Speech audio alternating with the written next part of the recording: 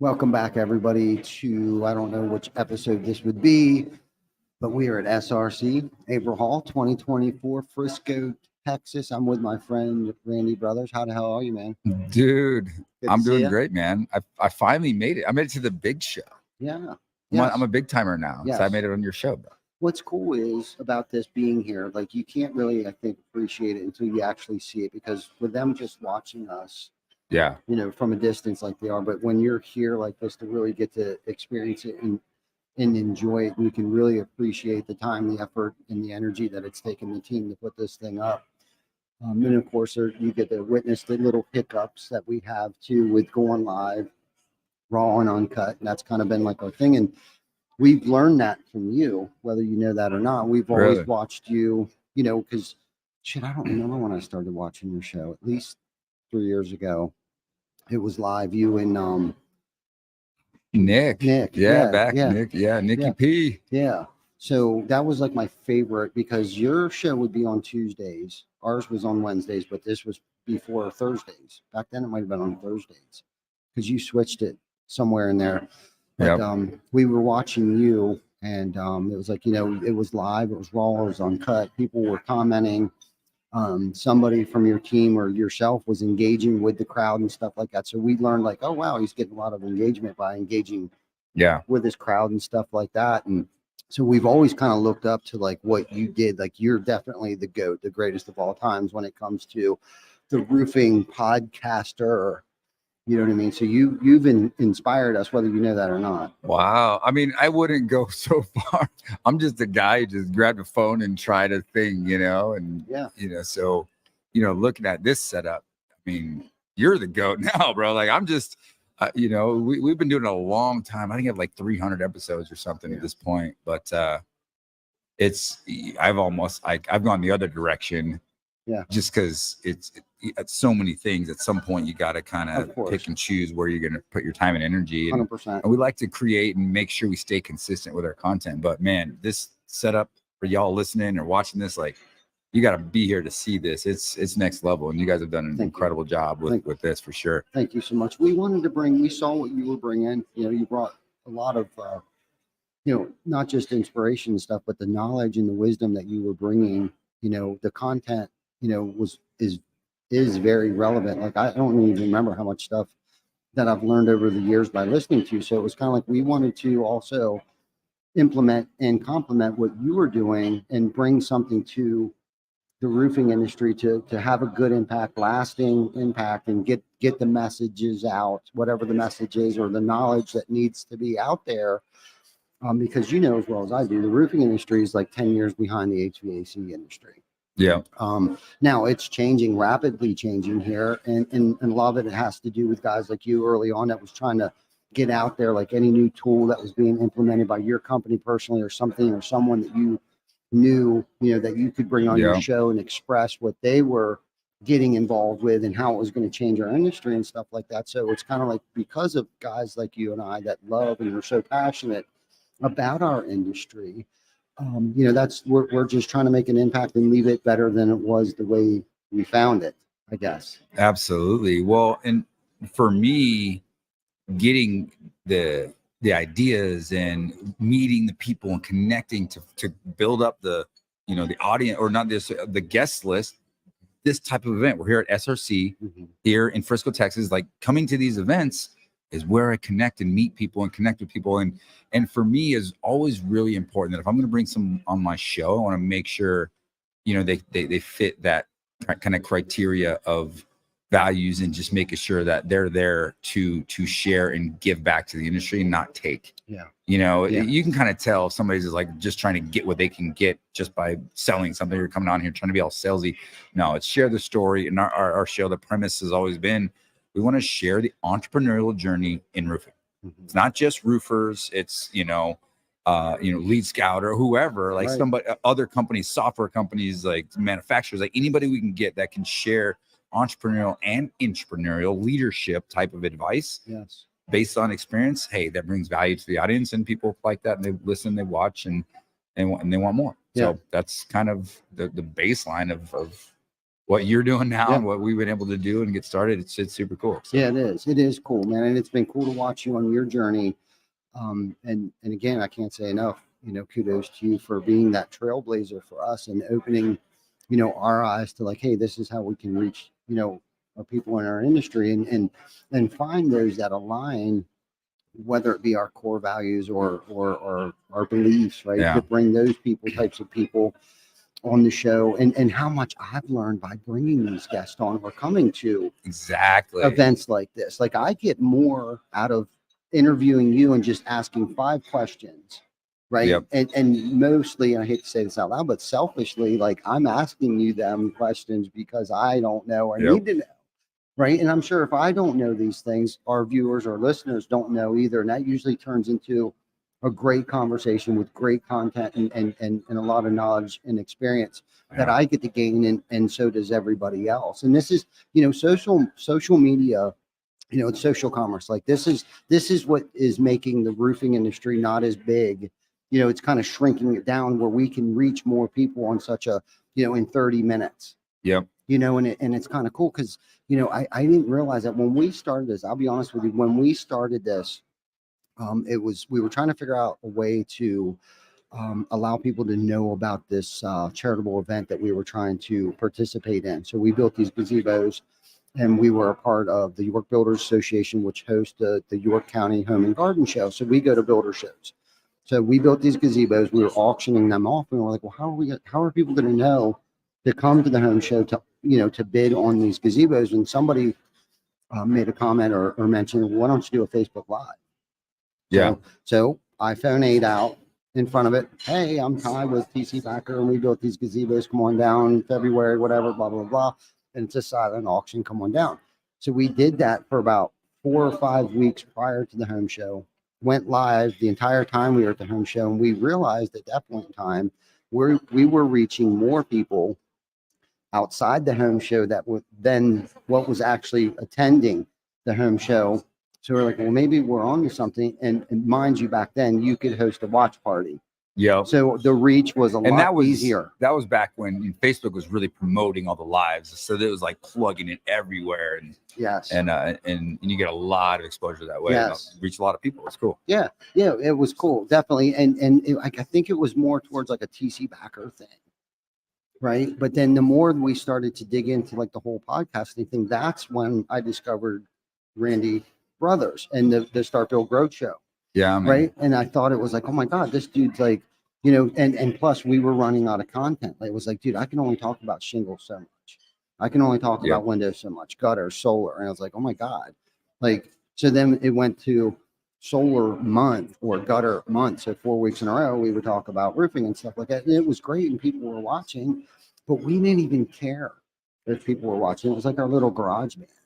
You know what I mean? And there's Randy Brothers, our rock star up on the, I know I keep plugging, hopefully I'm not embarrassing you, but a little bit, man. I'm like, whoa, I didn't realize that. What's crazy about that though, is we just had an idea and we're like, hey, at the time he had a marketing company and I was getting my coaching, the roofing academy off the ground. And we're like, let's just go live and create a little show. And we weren't even a podcast at first. We just went live, and it was in the comments. Same. A couple weeks in, maybe like 5 or 6 episodes in, someone's like, hey, are you recording this? Is it a podcast? We're like, hey, maybe we should do a podcast. So it just kind of happened. Yeah. Just like, let's go live. Let's see what happens and go from there. So it's really cool to see. And you don't realize, like, it's kind of cool, man, because right now I'm kind of having a moment of like realization of like the impact that it actually has. We've just been doing it for so long. Now it's just part of, we still produce, we still create it. I haven't done the live thing a lot more lately, just selfishly, the time. And the commitment of setting it all up, dealing with the technical challenges and the time and taking away from my family in the evening times and every single week being consistent. We made a decision to kind of switch. So now that we still produce a podcast every single week, but the live thing, I kind of miss it. And I'm kind of like getting the itch, like maybe we should start that again. And what's really funny is me and Nick just caught up for a beer a couple weeks ago, and just hung out because we're so good buddies. And it was cool to catch up. He's not even in the roofing industry anymore, but he's doing some really cool stuff with what he's doing with right now. And I'm like, we should do like an episode, like a recap of, hey, it's been literally 5 years ago is when we started this. Wow.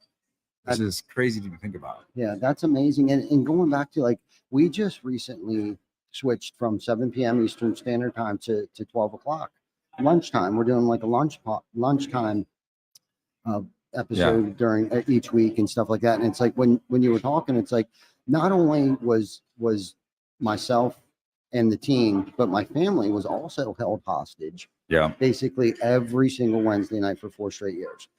So it was like, and then I'm not fresh either at night, like 7 p.m. after working, all day long. And I try to pace myself, but I'm a go-getter. So no matter what was going on or whatever challenges, I would have to deal with them. But then to try to bring it every Wednesday night, like you said, being live, you have to remain, that I can't show on my face, even though I know it has probably more than I'd like to admit to shown on my face that I just had a long day.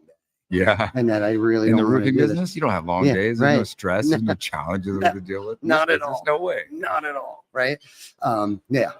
But anyhow, but it was like, okay, let's switch it up. I mean, what's the worst thing that's going to happen? Okay. So we might lose, our viewership, but then we've always never made that like how many people are watching.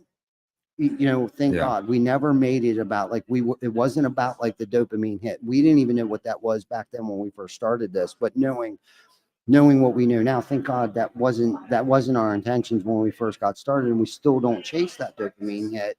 I think our intentions have always been good, but I know that I need to be on point with whatever the topic or discussion of the person that we have coming in. I don't want this to suck for you.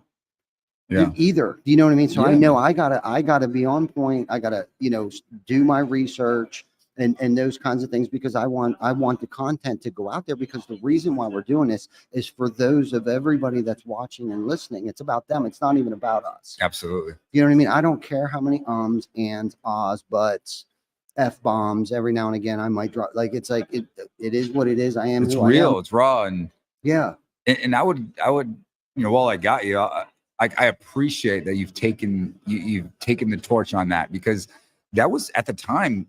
I mean, Facebook Live was like a thing, but we're like, what if we do a live podcast every single week and we get new guests and new people on? And apparently it worked. It was pretty cool. Yeah. And you guys have kind of taken the torch and leveled up like 100x, not just 10x. So it's cool. I appreciate you kind of carrying on, and it's like full circle coming back like years later to be able to be a guest on your show. Right. Yeah. And hopefully someone listens and gets a little value. Yeah. It's just, that just gave cool, me man. Goosebumps, because I hope, if anything else, I hope that we inspired you to want to get more creative with it, where you can find get that spark again, reunite that flame for you to, not that you've died out or petered out, but I understand the grind, because unless you've done this as long as you've done this, the wear and tear that it has on your mind, because we only have so much bandwidth throughout the course of the day or week. Oh yeah. Right. So to suit up and show up week in and week out, like you have done for 5 years, dude, you're the Iron Man. You're the Iron Man of podcasting in the roofing industry. And if you didn't have a nickname, like you are now the Iron Man. The Iron Man, I'll take it. Okay. You're not self-proclaimed. So we gave you the Iron Man. And again, we get that. Yeah. And I'll be honest with you. So I can't remember. It was either Deshaun Bryant or David Taggart that actually saved us. Okay, one of them reached out to us. I don't know which order it was, because like then 2 weeks later, the other one came on the show. One of them reached out to us, and I was like, "Hey, man, I'm kind of digging your podcast. Do you mind if we come on?" It was like I didn't want to act too excited right away. Yeah, I was like, "Oh yeah, we think you. Yeah, we can probably squeeze you in." Behind the scenes, I was like, "Thank you, baby Jesus," because I was just out of content. Right, we were so out of content. It was like, because now it was just becoming like this grab assy. We were, how much can you talk about? Like, we were talking about our team a good bit, which it had helped strengthen our culture, because most of our team watches, our show and stuff like that. And usually when we're launching something new, they find out here first, because normally I'll dribble it out, before. Hey, we got a new CRM coming out in the company next week, and you're going to be training. Congratulations. That's right. I'll let something leak out that way a lot of times. And that's how we've also, so we do the 21 turkey salute. And that was just because of a conversation that was 3 of us having. I think I asked somebody, like, what's the Guinness Book of World Records of turkeys being deep fried simultaneously? And it was 20. So being who I am, you know, all or nothing kind of guy, I was like, all right, well, we're going to beat the Guinness Book of World Record. But there's got to be purpose behind it. I don't want to just go and buy 21 turkeys and just deep fry them and not know what to do with them. So we were like, well, we're going to feed people. There you go. So we went downtown, and we actually, I think the first year we did like 30 some turkeys. The second year we did like 60, and now I think we're up over 80 turkeys. That's awesome. Over 800 people. So this is where the creativity happens. This is where the magic happens. You know? I love it. Yeah, and you mentioned this earlier, and I'll retouch this a little bit because it applies so much, I think, to life, and listeners can take this. Is I learn more by teaching than I do anything else. Mm-hmm. And like interviewing, like when I'm doing my show, I learn so much from my guests. It's like I can just bring any industry expert I need. We got the platform, I can learn all this stuff. And then coaching, right? I have a whole coaching platform with the Roofing Academy, and I'm constantly learning because every conversation I have, sure, I've got, you know, a lifetime of experience at this point, 20 years of in the grind, figuring it out, trying to build great businesses. Yeah. And I can always share, but I always find myself learning more than what I feel like I'm actually giving to whoever it is, whatever conversation I'm having. And it's cool. It's just, that's what reinforces like why I do what I do, why we do what we do. Mm-hmm. And one thing too, I just go off the cuff here. Go for it. Talk about the why behind so much of this is why do a podcast? Why do, you know, you have a very successful roofing company. I have a very successful roofing company. I don't need to do podcasts. I don't need to coach. I don't need to do those things. But the thing is, man, when I got into this business, this industry found me in a dark place. Mm-hmm. I was homeless. I was broke. Just broke up with my long-term girlfriend. Like nothing really in life was going positive for me. I was very entrepreneurial spirit. I wanted to make things happen. I've always had that. Mm-hmm. But like when I kind of stumbled into this industry, I was in a bad place. Mm-hmm. And this industry has provided an incredible life, took me out of that, mm-hmm. got me out of bankruptcy, got me, out of homelessness, all the things. And it provided an incredible life for me, for my family, and not only for my family, my immediate family, but my mom, my sister, my brother, like everybody, my dad, everybody in my immediate family, mm-hmm. plus my extended family, they've all been immersed in this industry, plus friends and people that I grew up with, and the amount of impact that I've been able to have, even in a closed circuit, it is incredible. So that's like, I feel like I owe it, like, and it's the type of person I am. Like, this industry has provided so much for me that who knows where I'd be right now if I didn't have this. Mm-hmm. So it's like, I'm grateful and blessed and more than willing to give back and do these things, because if I can help one other person who was in a place where I was in to then see what happens, the ancillary benefits of, the elusive gain that they get from just learning something that you shared or that I shared or that a guest or that something we can teach them on a coaching call or something like that. It just, there's no way to really describe the feeling and the gratitude that I get from being able to do that. So it's my duty to give back. And that's why I'm here, man. Thinking that's like, it's your moral obligation to give back what has been, I don't want to say freely given to you, but like what you've worked for and out of the pits of hell that this industry has pulled you out of. Yeah. And you feel like you got to give back. Yeah. What has been given to you, right? And I feel the same way too. That's been like one of my biggest motivators. And the one thing that you missed, and I know, or maybe that's what you meant by your immediate family, was your team, the impact that you've had on your team and their families, and their extended families because of your success, right? That you've been able to impact so many other people that you're not even on social media saying, hey, touting from the rooftops like, hey, look at me, the great Randy Brothers that I am. You don't have to do that. You've always presented yourself in a very humble light. I love what you do. The impact that you're having on your family, your team, all of the entire roofing industry, right? And I was just sitting there when I was paying attention to what you're saying. So there's a threefold thing about you when you're out there coaching and teaching people, right? So one, you're going to practice what you preach. So one of the learning things that you learn more from teaching than than the student, right? Is one, you're not going to tell them to do something if you're not doing it yourself, right? Two, you have to stay one step ahead. So basically, you got to continuously level yourself up because you got to come up with new stuff, right? Because once the student gets to a certain level, right, you need to make sure that they're continuously leveling up. So you need to level up. So it's pushing you, whether you know it or not. I know you know that, but you have to stay ahead of that. Yeah, man. Right. And then I can't remember the third fold of that, of what I wanted to say, but that's one of many things that, those two things there that I just mentioned is why I think we get so much out of teaching and having other people come on our podcast, is because we're not going to sit here and just say something live and not actually mirror that when that camera's turned off. You know what I mean? It's just, that's not who we are. It's not how we're built. You know what I mean? So and this is accountability.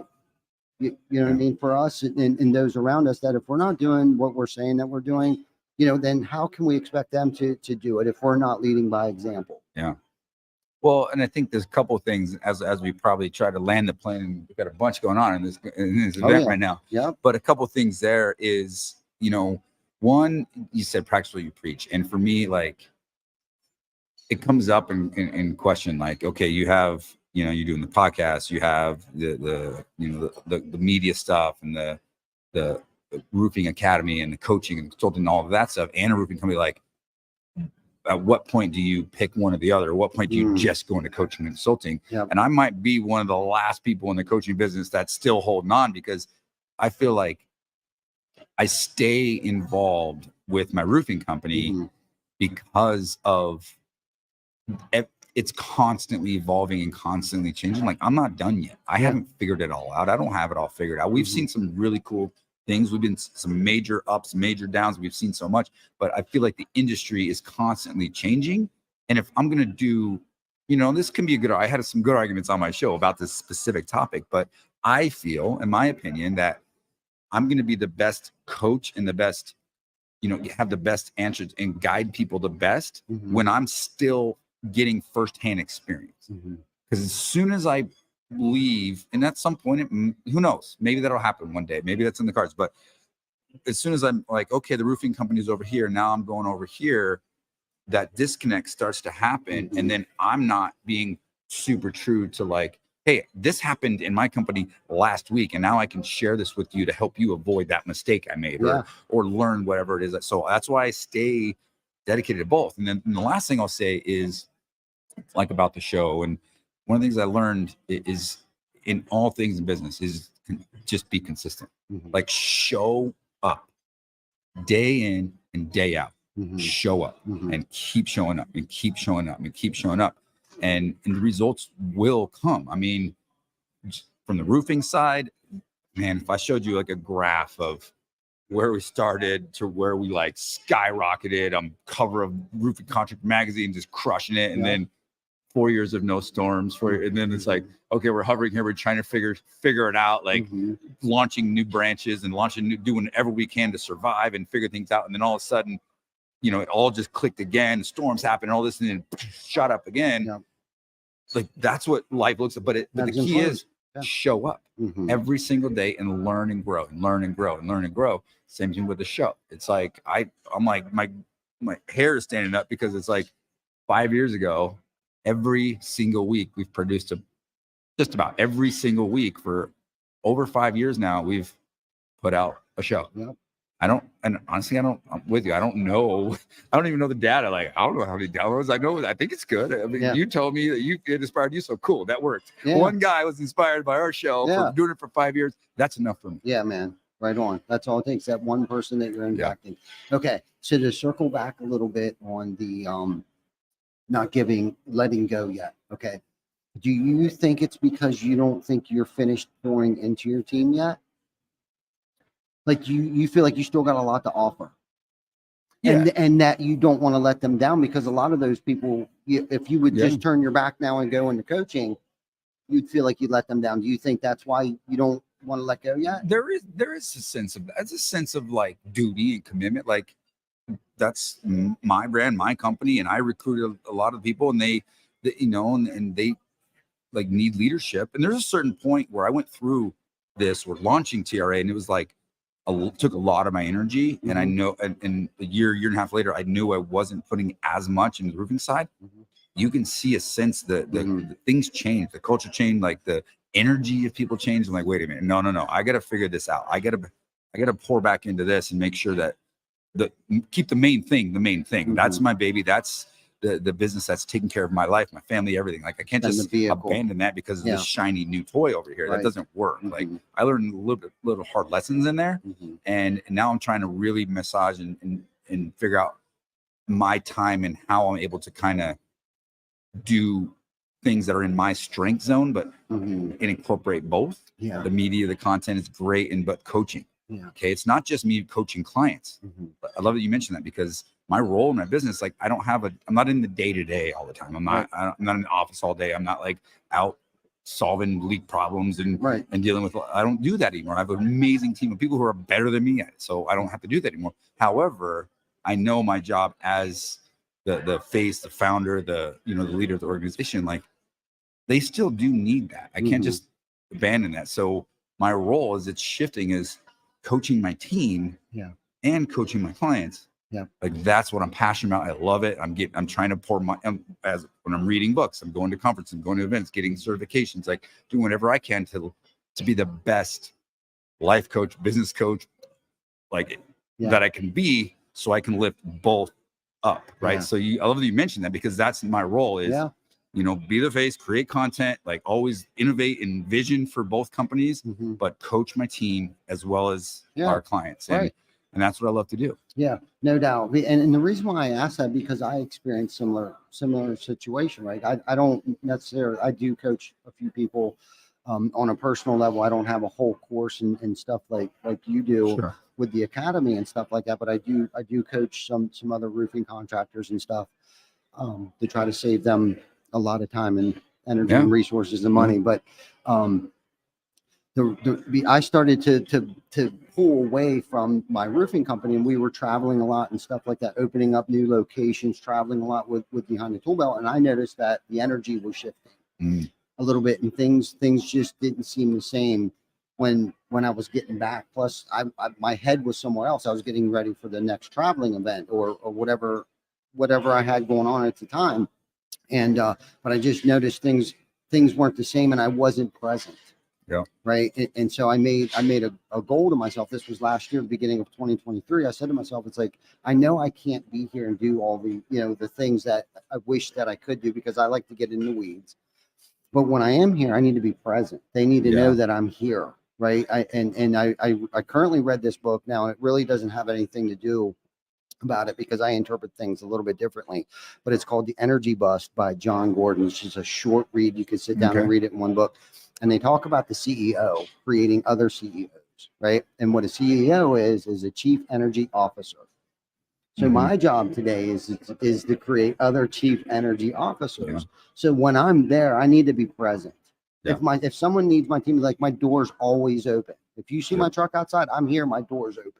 Like, I can't keep that door shut, like I'm so guilty of, because I'll get inundated. I'll inundate myself with all these shiny things that aren't even really relevant at times to the vehicle that actually that gave me the opportunity to get involved with those shiny things. You know what I mean? It's like, I can't let this thing shrivel up and die over here. You know what I mean? And we got awesome people, like everyone that you see that's here helping us. The podcast isn't their full-time job. TC Backer is actually their full-time job, and I've made this a part-time job for them. But Vic gravitated towards us. He's a wonderful musician. We hired him to be our costing manager. Well, he showed interest about 3 years ago in the podcast, and now he's like, I made a name up for him. He's like my chief, I don't even know, engineer, AV engineer or some shit like that. But it's created opportunities, not to get off track, but like, I don't want this to be a distraction of those people that have been following. These people have been following me for some of them over a decade. And here I'm out gallivanting and doing all these things. And not that the people that replaced me in those positions aren't good at what they do, but like, I'm the guy that brings the heat. You know what I mean? I'm the one that sold them on that dream, that vision, right? And it's hard to follow somebody, a manager's vision when it's like, well, I want your job. Yeah. You know what I mean? But when I show up and I bring the heat, that just rekindles that fire for everybody. That's why they're here. That's the guy that I wanted to come work for. Yep. And I don't ever want to lose that. And that right, wrong, or indifferent. And maybe I'm thinking too small-minded, and somebody should replace me someday. And I'm sure somebody will. And that's my plan someday, to have somebody replace me. But until then, I'm going to be the chief energy officer. When Yeah. I'm there, I'm going to be present. Yeah. There are times that I can't be there, even though I'm there, right? But when I'm there and I have that bandwidth, I need to be there, and my presence needs to be known, not in a negative way, but Yeah. bringing that energy, bringing that heat.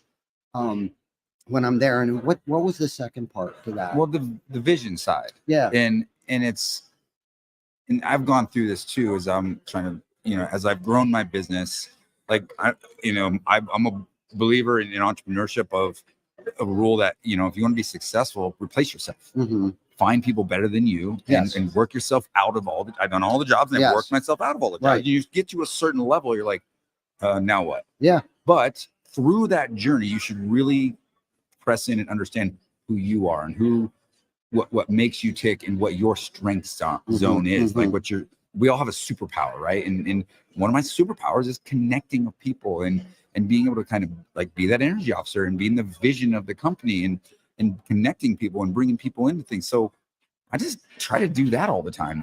I like that. Right. Yep. And I think in this journey, I went through a point where I'm like, kind of start to lose your identity. Dude, Ben there did that a couple few years ago. Do? Yep. And now maybe I've even devalued myself as a visionary for the company. Mm-hmm. And luckily I have some great mentors in my life that really kind of poured into me. It's like, dude, get that out of your head, because I felt like almost devaluing my own company because I replaced myself with people who were better at the job than I was at the job. Have you ever found yourself trying to get caught up to new technology that they may have implemented, and you feel some kind of way like, I don't even know how to use that gadget? Or have you never got that disconnected?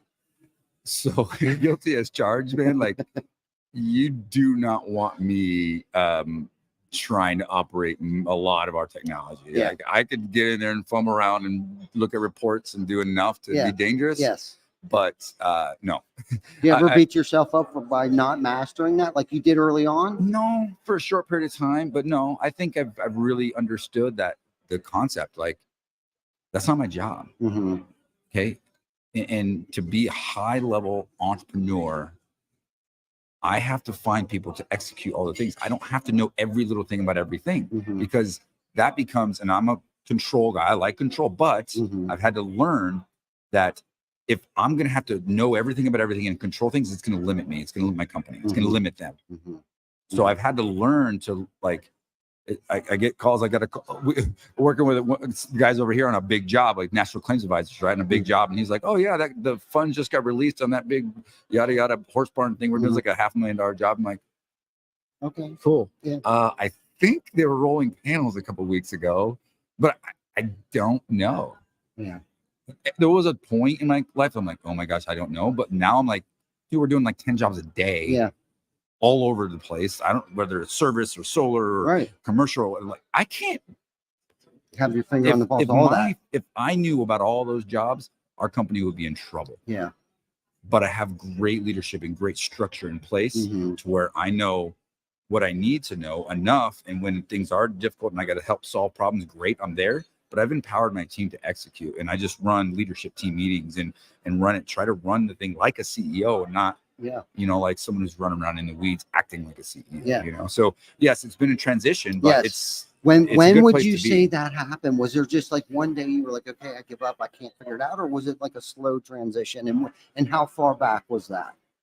So, some of my background of, I did it all myself at first, right? I was doing the books, writing the checks. That's why I'm asking you this. Yes. Doing all the things. Same thing. Okay. Same thing. Yep. I was doing all the things. Yes. I lost it all. I went bankrupt, literally bankrupt, filed, wrote it. Like, it was a really tough time in my life. And the biggest thing I learned out of that is, like, if you really want to be successful, you can't do that. You can't be the be all end all of your company. And from that moment, I knew that if I'm going to rebuild, my objective from day one was always to be an entrepreneur, not a business runner, not a manager, I talk to my staff, whatever. I'm like, I claim this, like, I'm a visionary, not a manager. Mm-hmm. It's not my thing. Right. I hire great managers because that's their job, is to manage. My job is to be vision and to make sure that this company has a great reputation and great brand, and that we put the right people in the right seats, that I hire great people from top to bottom. That's my thing, right? Not the day-to-day in the weeds. So I learned that after that failure, my mission from then on was to not get so attached to every little thing, because I knew what kind of limits that would put on myself and on my business. And we've been able to execute from there. Yeah, and that you talked about limits there, and it's like, not only do you suffer, but your family suffers too when you're trying to be the chief everything officer. Yeah. You know what I mean? Ben there did that. My moment came about 9 years ago, probably a little further back. My mom lived with us. She moved in with us. She was diagnosed with cancer for her second bout with it. And we were out to dinner one night. It was me, my wife, and my mom. And my phone rang about 7:30 at night, and everything came through this. I mean, everything. Every lead, every phone call, every email, every text message, everything came through it. And I just couldn't take it. I red buttoned it, and I never did, because I thought, this is how I feed my family. Every time that phone rings, like, I need to answer. There's value to that. Yeah. Right? Every time I touch this phone, there's a value attached to it, because I'm the person in control. Right. And my poor mom, and I was beating myself up because, Jana was watching, taking care of my mom all day long. And I was beating myself up for not being present, right? Emotionally present. Even when I was there, I wasn't there. So I was kicking the crap out of myself, and I felt bad. And my mom was sitting there, and she looked at me, and she said something, and it's not very profound, and we've heard it. Two things she said to me, but for whatever reason in that moment, it hit differently. Okay. And mind you, my mom was she was dying basically of cancer. And she said, Tyrus, she said, life is too short. We've heard that our whole life, but in that moment, it's giving me goosebumps. Yeah, man. Dude, like, she's like, life is entirely too short. And she's been an entrepreneur her whole life. Bar restaurant industry. That's what I grew up in. And my dad was a mechanical engineer, but a wonderful, wonderful carpenter. And my uncles, his brothers, and my grandfather's great grandfather are all good, wonderful carpenters. This is where I got my skills from. And so she said that, and then she said, you need help. You need to find someone to help you. So at that moment, it was over 9 years ago, I went on a mission to find people. And this is what was crazy. We had already had people in our organization. The problem was I taught them not how to think, but what to think. Right? Like, they were waiting for me for all the answers. Yep. So my mind shifted at that moment. It was like, I need help. My family's suffering. I'm kicking the shit. I can't even spend an hour with my mom at Texas Roadhouse or wherever we were. Longhorn Steakhouse is where we were, up in Mechanicsburg, Pennsylvania. And so I went on a mission, and it wasn't easy for me to start finding people, to surround myself with people. But somebody said something to me, and I know I'm going to say this wrong, but they said, if I could find somebody that could do what I was doing 70% as well as I could do it at 100%, they're going to be doing it 100% better than how you're doing it now. Okay. Because everything that I'm doing, I'm mediocre at. I cannot excel at anything. I'm bogged down. So out of those 15 tasks, and this is no exaggeration, there was 15 tasks that I was doing, created 12 full-time, 40-hour-a-week plus jobs for 12 individuals. Out of the 15 things that I was doing on a daily basis, ordering materials, doing the takeoff, selling jobs. I was even doing repairs still at that point in time, right? Like, I'm doing everything. I had a service department. I had accounts payable. I had account receivables, but there was not one thing. I still, to this day, the one thing I won't let go with. Now, most people do ACH, but I sign every check that's printed. I just, out of respect, I don't care if it's going to distribution, manufacturing, a subcontractor, an employee that doesn't have ACH. I still sign every hand sign, not stamp. I have a stamp in case I am out of town, like I am right now. The accountant's got the stamp. But it's locked. I got one too. It's locked. Locked in the safe. You know what I mean? But and I just find that's a respect thing. Like, thank you. Thank you for your, thank you. You know what I mean? At least I can do. But But I went on a mission to surround myself around people that were smarter than me Yeah. in areas that I shouldn't even be messing with. Like, I don't know anything about a website. Could I figure it out? Yeah, I could build a website, but I don't have 4, 6, 8 months to figure it out. Yeah. Hire a professional. Yeah. Hire someone that knows SEO. Hire someone. I just had a great podcast with Dini about AI and SEOs. Great. Cool. Love it. I'll get on the horn and make sure my team's already out in front of this, because that's my job, to make sure that we're flowing in the right direction, making sure, like, I loved how you said, making sure the marketing, the branding, the brand is still being represented the way that the brand was built. It's you're Yeah. TC, that's your company, Right. That's your brand. Like, you have to own that. We have to own that. Yeah. Right? That's part of what we have to, and whether we realize it or not, it is our brand, and our values, whether they're written or not, they're there, and it's a direct extension of us as the founder of as the visionary of the business. And if we're not intentional about what the narrative is of that brand, and what the messaging is, and what that brand represents, guess what happens? The narrative gets filled in for you, and other people's narratives are not ours, and then we lose total control there. So that's the one thing where it's my baby, it's my brand, and I will always be there to support that and own that. I love that. I love that. I love that. I think this is a good place for us to wrap up, man. But this, dude, what an amazing conversation. I'm So grateful. cool, man. Yeah, I'm grateful for you. I'm grateful for everything you've done for our industry. Let's do something together. I don't know what, like, whatever. Let's figure something out. I'm with you, brother. Yeah, we'll get you on our show too. Yeah. And let's do it, man. Congrats. Thank you. You guys, hey, you can't see. You see, like, no, this setup is legit. As good as it gets, man. Super professional. Thank you. I got work to do myself, man. Hey, any questions, man? I got to level Don't it up, hesitate. dude. Thank you so much. Appreciate you, man. Yep. Thank you. Thank you guys for tuning in. We will see you on the next round.